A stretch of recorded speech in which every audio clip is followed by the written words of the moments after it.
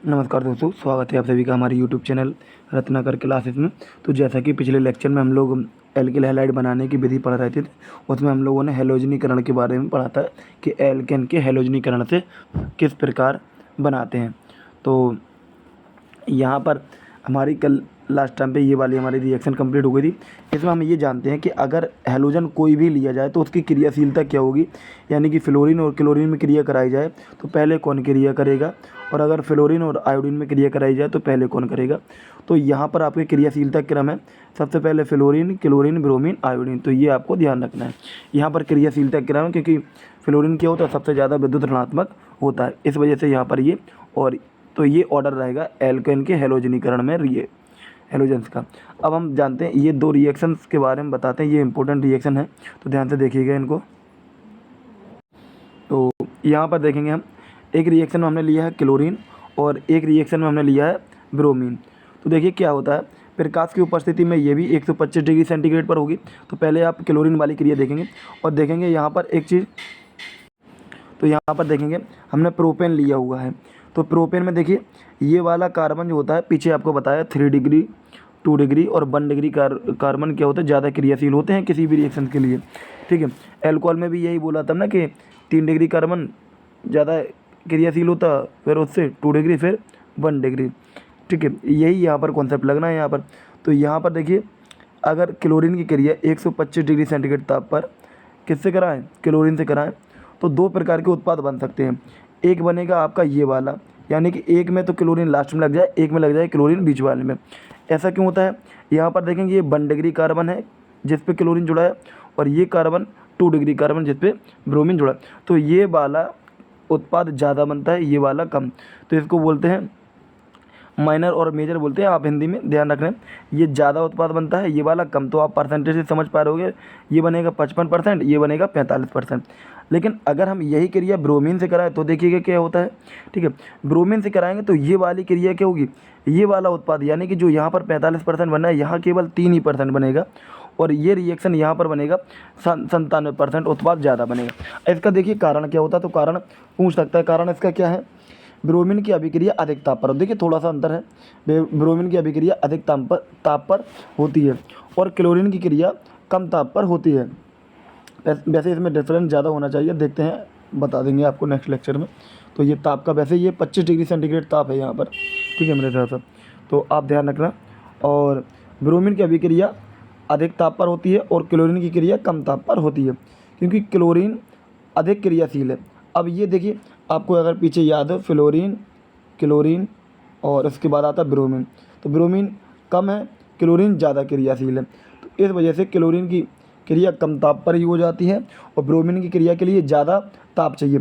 और ब्रोमीन कम क्रियाशील है तो ज़्यादा क्रियाशील कार्बन पे अटैक ज़्यादा करती है, तो ज़्यादा क्रियाशील कार्बन पे अटैक करेगी तो ज़्यादा वाला उत्पाद बनेगा, यानी कि 97% 2 ब्रोमो प्रोपेन आपका बन जाएगा उत्पाद। ठीक है, तो यहाँ पर लिखा है ब्रोमीन कम क्रियाशील होने के कारण, ब्रोमीन कम क्रियाशील होने के कारण अधिक क्रियाशील हाइड्रोजन परमाणु यानी कि द्वितीयक का प्रतिस्थापन अधिक होता है और 2 ब्रोमोप्रोपेन अधिक बनता है। नेक्स्ट है एल्कीन से, तो देखते हैं इसमें जब एल्कीन की क्रिया HX से कराते हैं तो योगात्मक अभिक्रिया द्वारा एल्किल हैलाइड बनते हैं। तो इसकी रिएक्शन देखते हैं, तो यहाँ देखेंगे हम रिएक्शन इसकी। तो ये तो हमने आपको बता दिया।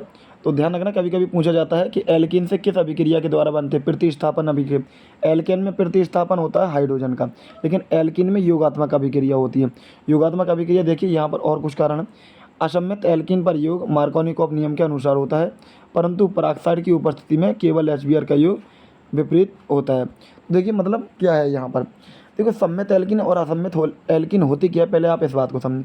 सम्मित एल्कीन देखिए ये होती है जिसमें कार्बन क्या हो, कार्बन के साथ में हाइड्रोजन क्या हो, समान संख्या में उपस्थित, तो वो आपका कहलाएगा सम्मित एल्कीन। बस सम्मित एल्कीन आपको एक ही मिलेगा। ठीक है, इस तरीके से, क्योंकि जहाँ पर उत्पाद आपका जो जुड़ेगा X जुड़ेगा तो उसके लिए क्या रहेगा, यहाँ पर कंडीशन रहती है सम्मित एल्कीन में हैलोजन। देखिए ये हैलोजन है X में, HX में X हैलोजन होता है आपका। तो यहाँ देखेंगे आप इस कार्बन पे भी X जुड़ सकता है और इस कार्बन पे, क्योंकि दोनों कार्बन एक जैसे ही है, तो कहीं भी X जुड़ जाएगा, कहीं भी H जुड़ जाएगा। तो इस तरीके से आपका बन जाएगा क्या, एथिल हैलाइड। लेकिन अगर हम बात करें इस वाले कार्बन की। प्रोपीन में क्या HX का योग करा है। तो देखिए यहाँ पर कंडीशन क्या हो जाएगी, यहाँ कंडीशन 2 बनेगी, ठीक है। तो यहाँ भी जोड़ सकता है, यहाँ कंडीशन किस तरीके से होगा ऐड, यहाँ पर हो जाएगा आपका मार्कोनिकॉफ नियम के अनुसार। तो मार्कोनिकॉफ नियम क्या कहता है, देखिए नीचे लिखा है, इस नियम के अनुसार HX का हाइड्रोजन कम हाइड्रोजन परमाणु पर जुड़ता है। अब मतलब ये मार्कोनिकॉफ नियम यहाँ पर लगेगा। तो मार्कोनिकॉफ नियम कहता है कि X कहाँ जाएगा, डबल बॉन्ड के उस कार्बन पे जाएगा जिसमें क्या हो, हाइड्रोजन कम हो। तो आप देखेंगे इस वाले में 2 हाइड्रोजन, इस वाले में 1, तो बीच वाले कार्बन पर X चला जाएगा। तो देखेंगे आप, ये एग्जाम्पल आपका हो गया, बीच वाले कार्बन पर X चला जाएगा। लेकिन अगर क्या करें, यहाँ पर देखेंगे आप, परंतु पराक्साइड की उपस्थिति में केवल HBr का योग मार्कोनिकॉफ नियम के विपरीत होता है।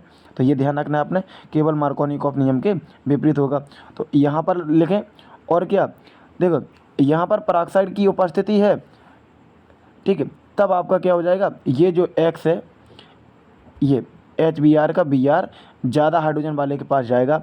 अगर पराक्साइड की उपस्थिति नहीं होती तो आपके बीच वाले कार्बन पे जाता, ठीक है। तो इसको हम पराक्साइड प्रभाव बोलते हैं। जब पराक्साइड प्रभाव या खेरस प्रभाव इसमें लगेगा, जब HX का X वहाँ जहाँ हाइड्रोजन की संख्या ज़्यादा है, 2 बंदे। देखो एक चीज़ ध्यान रखना, हाइड्रोजन की संख्या यहाँ भी ज़्यादा है, ऐसा नहीं करना आप, एक चीज़ ध्यान से देखेंगे, यहाँ भी हाइड्रोजन की संख्या ज़्यादा है और यहाँ भी। तो आपको डबल बॉन्ड में देखना है कि जो कार्बन में डबल बॉन्ड रहे उसमें हाइड्रोजन किसके पास ज़्यादा है, ये देखना है आपको, ठीक है। तो इन दोनों में इस वाले के पास हाइड्रोजन ज़्यादा है, तो Br यहीं पे जोड़ेगा, तो आपका ये बन जाएगा प्रोपिल ब्रोमाइड, ठीक है। अब देखते हैं नेक्स्ट मेथड हम। तो नेक्स्ट हमारा मेथड है हुंसडीकर अभिक्रिया जब वसा अम्लों के, अच्छा नेक्स्ट लेक्चर अब मतलब हम इसके आगे थोड़ा सा वर्क है, तो अब हम इसके आगे से नेक्स्ट लेक्चर में कवर करेंगे, ओके, ठीक है। मिलते हैं अगले लेक्चर में, तब तक वीडियो देखते रहिए। वीडियो देखने के लिए धन्यवाद।